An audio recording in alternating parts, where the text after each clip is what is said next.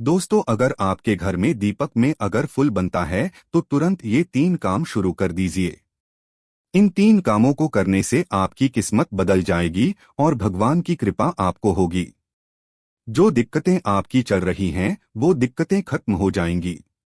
आर्थिक रूप से आप मजबूत होंगे। साथ ही आपकी जो भी इच्छा है वो पूर्ण हो जाएगी और भगवान आपके घर में वास करेंगे। दोस्तों, वीडियो में आगे बढ़ने से पहले भोले बाबा से यही प्रार्थना है, जो भी भक्त इस वीडियो को लाइक और सब्सक्राइब करें, बाबा उसकी सभी मनोकामना पूरी करें। दोस्तों, दीपक में फूल कब बनता है और क्यों बनता है? देखिए, जब भगवान आपको कुछ संकेत देते हैं, खास तौर पर आपकी पूजा स्वीकार होने के, तब आपके दीपक में फूल बनते हैं। वैसे तो भगवान आपको कई प्रकार से संकेत देते हैं, जिन्हें आप समझते भी हैं और ना भी समझते हैं। जैसे सपने में वो आपको दर्शन देते हैं या फिर कोई फूल गिर जाता है आपको पूजा करते समय, या आपको दर्शन होते हैं भगवान के। बार बार भगवान को ऐसा लगता है जैसे भगवान मुस्कुरा रहे हैं। आपको देखकर आपकी मनोकामना जो है वो पूर्ण हो जाती है। दीपक में जब फूल बनता है तो उसमें आपको दर्शन होते हैं, तो कई प्रकार से वो आपको संकेत देते हैं। पर जो दीपक में फूल बनने का संकेत है, ये अधिकतर साधकों के और जो भगवान के बहुत प्रिय होते हैं उनके दीपक में बनता है। और ये जो फूल है यह बार बार नहीं बनता। कभी आप सोचो कि भगवान का संकेत है कि भगवान प्रसन्न है, इसका मतलब यह नहीं है कि रोजाना बनेगा। अगर ये फूल आपके दीपक में बनता है तो इसका मतलब भगवान आपसे प्रसन्न है। एक बार बनता है, 2 बार बनता है। जब भी खास तौर पर ये फूल साधना के समय, नवरात्रों के समय, पितर पक्ष के समय, इस समय ये फूल सबसे ज्यादा बनता है। जो फूल बनता है दीपक में, ये गोल बाती में भी बनता है और लंबी बाती में भी बनता है। कई बच्चों का प्रश्न था कि लंबी बाती में नहीं बनता, तो ऐसा नहीं है, गोल में भी बनता है और लंबी बाती में भी बनता है। मैं पहले लंबी बाती जलाता था तब भी बनता था, गोल बनता जलाता हूँ। जब भी बनता है, फूल बनता है। गुलाब कैसा लगता है आपको? कमल कैसा लगता है? कई बार आपको ऐसा लगता है कि नेत्र बने हुए हैं, कई बार आपको ऐसा लगता है किसी का चित्र बना हुआ है, कई बार आपको सूर्य जैसी आकृति दिखती है, चंद्र जैसी दिखती है। कई बार आपको ऐसा लगता है जैसे खड़ा है, तलवार बनी हुई है। तो ये अलग अलग आकृतियां अलग अलग देवताओं की तरफ संकेत करते हैं। जैसे अगर पुष्प बनता है तो माता की सेवा अगर आप करते हैं तो अधिकतर पुष्प बनता है, और अगर खड़क बनता है तो माता काली की आप अगर पूजा करते हैं तो आपके खड़क बनता है। इस प्रकार ऐसी आकृतियां बनती है। तो ये जो दीपक होता है उसमें जो फूल बनता है वो बहुत महत्वपूर्ण इसलिए होता है क्योंकि वो आपकी पूजा से प्रसन्न होकर आपके घर पर भगवान आते हैं और आपके दीपक में संकेत आपको देते। दीपक अगर तीव्र गति से जलता है तो भी संकेत है कि भगवान आपसे प्रसन्न हैं।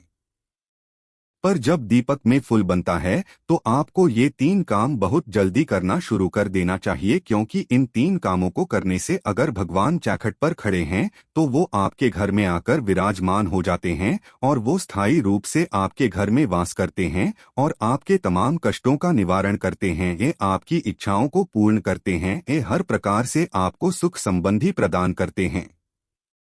सबसे पहला जो कार्य है वो आपको करना है, वो कार्य है कि अगर दीपक में फूल बनना है तो उस फूल को आपको जब तक दीपक जल रहा तब तक नहीं तोड़ना। जब दीपक शांत हो जाए तो उस फूल को तोड़ लीजिए, किसी चिमटी से आप तोड़ लीजिए और उसमें घी मिलाकर सिंदूर आप मिला सकते हैं। अगर आप हनुमान जी के भक्त हैं तो हनुमान जी का सिंदूर जो आता है, माता काली के भक्त है तो घी मिलाएं उसमें, तो उसका रोजाना आप तिलक कीजिए। इस तिलक की इतनी शक्ति होगी कि इस तिलक को करने से आपके तमाम कार्य बनते चले जाएंगे। साथ ही सामने वाला व्यक्ति आपके अनुसार कार्य करना शुरू कर देगा।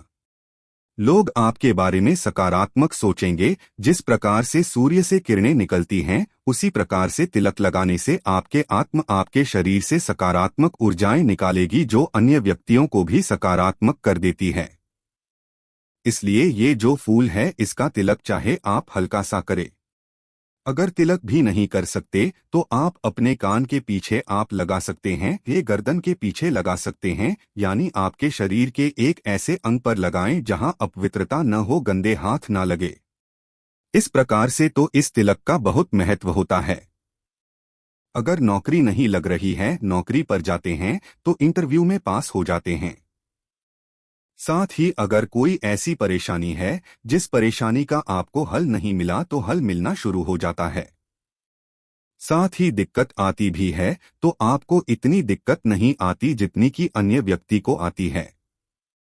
दूसरा कार्य आपको करना चाहिए, शुरू करना चाहिए, वो है आपको मंत्र जाप, किसी चालीसा, किसी सहस्त्रनाम का पाठ आपको शुरू कर देना चाहिए।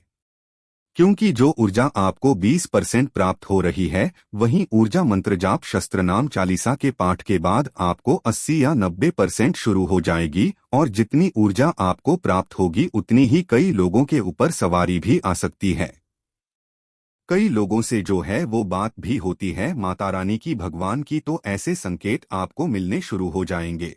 जो तीसरा कार्य है, जो लास्ट कार्य है, वो कार्य है आपको भोग देना चाहिए उनको, क्योंकि जितने भी योनियां होती हैं सभी भोग से तृप्त होती है, चाहे वो कोई भी योनि क्यों न होए, चाहे वो देव योनि होए, चाहे वो प्रेत योनि हो, चाहे वो मनुष्य योनि हो, चाहे वो जीव योनि हो, सभी योनियों को भोग बहुत प्रिय होता है। भगवान जब आपके घर में आते हैं तो उनके सत्कार के लिए आपको भोग जरूर देना चाहिए। आप मिष्ठान का भोग दे सकते हैं, ये दो लोग बताशे का भोग दे सकते हैं, और सबसे उत्तम है कि जो सबसे पहले की रोटी आपकी बनती है सुबह, उसमें थोड़ी सी एक छोटी सी गुड़ की डली डालकर भगवान को अर्पित करें, और लगभग 15-20 मिनट बाद आप उस भोग को घर में बांट दे। एक चीज का विशेष रूप से ध्यान रखिए, जब भगवान को भोग अर्पण करें तो आंख बंद करें, आंख बंद करके भगवान का आवाहन करें ताकि वो बहुत ग्रहण कर सके, और इन तीनों कार्यों को करने से आपके घर में सुख संबंधी संपन्नता शुरू हो जाएगी।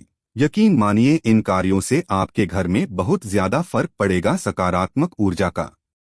साथ ही आपके काम बनने शुरू हो जाएंगे, आपकी आर्थिक जो समस्या है वो धीरे धीरे खत्म होने शुरू हो जाएगी, भौतिक जीवन भी आपका स्वस्थ हो जाएगा और आध्यात्मिक जीवन की तरफ अग्रसर होने शुरू हो जाएंगे। तो दोस्तों, मुझे आशा है ये जानकारी आपको पसंद जरूर आई होगी। अगर आप पहली बार धार्मिक शांति मार्ग परिवार में आए हैं तो वीडियो के नीचे जो लाइक का बटन है उसे जरूर दबा दीजिए, और अगर आपने हमारे चैनल को सब्सक्राइब नहीं किया है तो चैनल को सब्सक्राइब जरूर कर ले। साथ ही वीडियो को अपने संगे संबंधी और दोस्तों को जरूर शेयर कीजिए ताकि वे भी इस महत्वपूर्ण जानकारी का लाभ उठा सकें। भगवान आपको हमेशा खुश रखें, इसी कामना के साथ जय श्री राम, जय बागेश्वर धाम।